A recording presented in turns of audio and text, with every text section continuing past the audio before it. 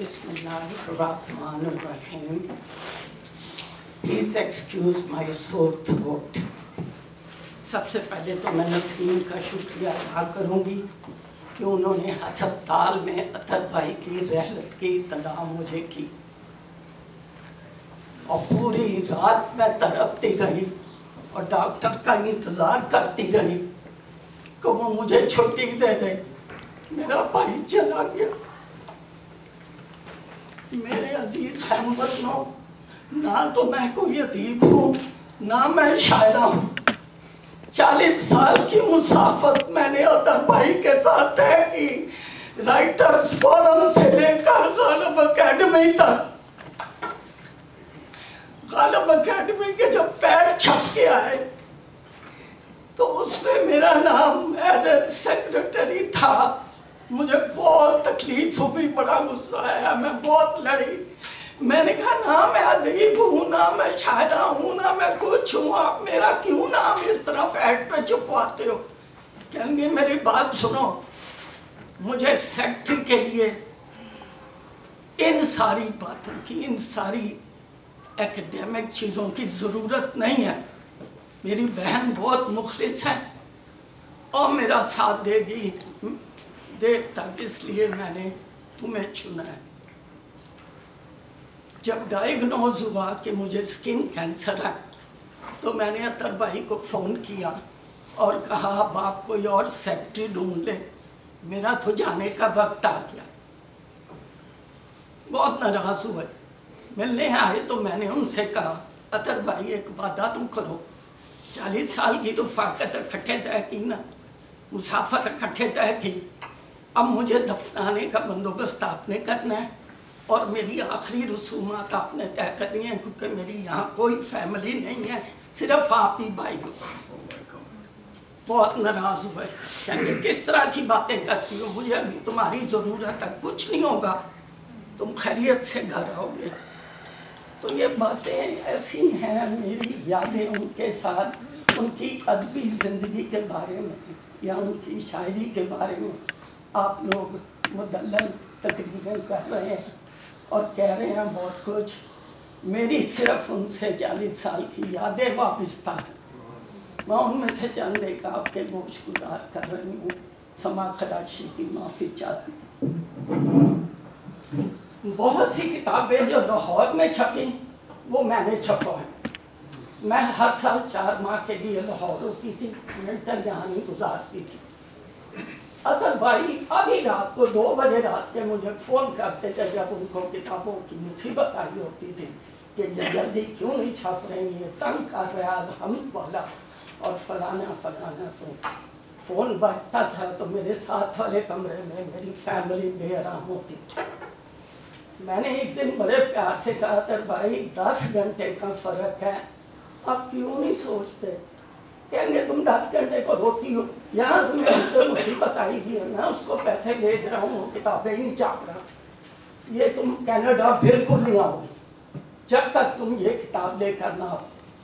तो आप यकीन करो 2 दफ़ा मैंने अपनी सीट बदली किताबों के लिए सिर्फ। ये किताब जो आखिरी डूबते सूरज के साए, इसके लिए मुझे 20 दिन लाहौर में और रुकना पड़ा और मैं अपने हमरा 40 किताबें लेकर आई। मुझे भी उनसे बेइंतहा प्यार था, उनको भी। मैं ज़्यादा आपका टाइम नहीं लूँगी, मैं सिर्फ आपको ये बताऊँ कि किताबें देते वक्त वो क्या लिखते थे किताबों पे मेरे लिए। वे आगे गालिब पे लिखा, सुरैया प्यारी सुरैया बहन के लिए जिनके बगैर बयाद गालिब के मुशायरों को होना शायद मुमकिन नहीं था। अतर ईस्वी 25 जून 1990 कौन बस बदनाम हुआ। ये किताब पे लिखा, बहनों से अच्छी बहन, दोस्तों से अच्छी दोस्त, प्यारों से ज़्यादा प्यारी बहन सुरैया के लिए। अब सोचे ये भाई मुझे कितना प्यार करता था, मेरे दुख दर्द में हर वक्त शरीक होते थे। मेरे मियाँ को हार्ट अटैक हुआ हज के दौरान। मैंने अपनी फैमिली को इत्तला बाद में की, सबसे पहले मैंने अतर भाई को इत्तला की मक्का से।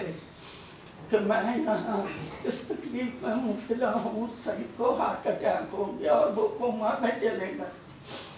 آپ یقین کریں انہوں نے اس کے بعد سیورل فون مجھے کیے، تسلیاں دی، اور انہوں نے چہرے باتیں یادیں میں جب سریہ اور سونیا کا مضمون لکھا اس میں بھی اس کا ذکر کیا۔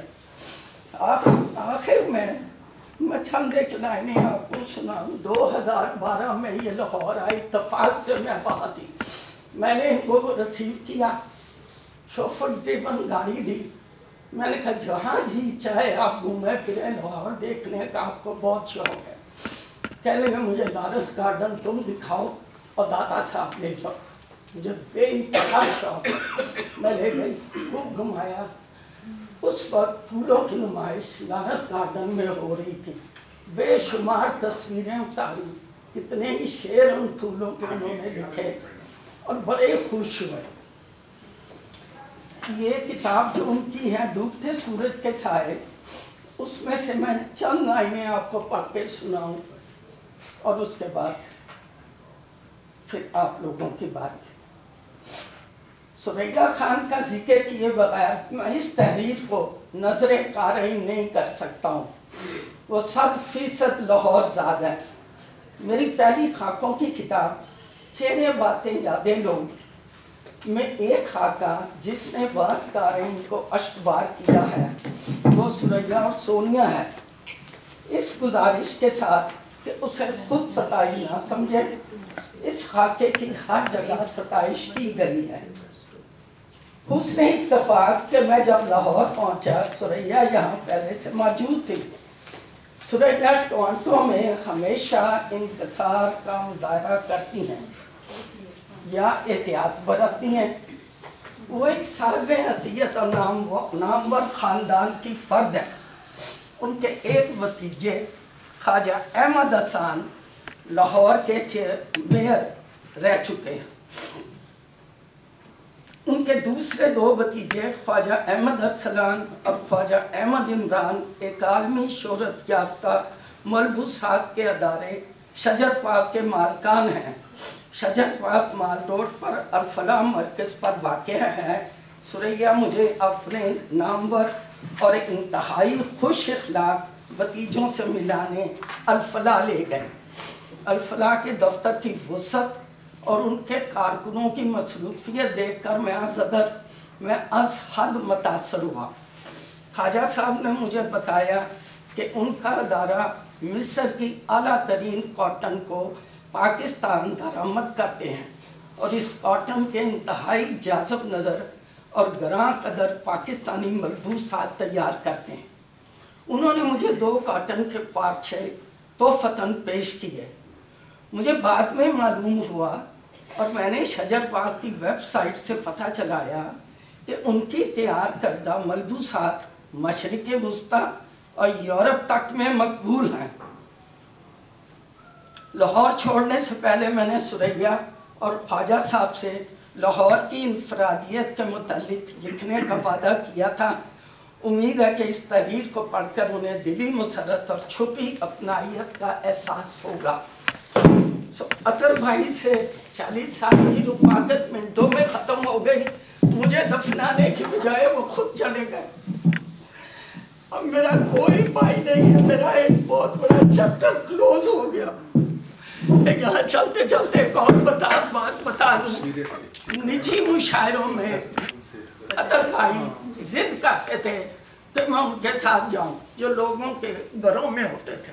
مجھے اچھا نہیں لگتا تھا کیونکہ میرا انویٹیشن نہیں ہوتا تھا۔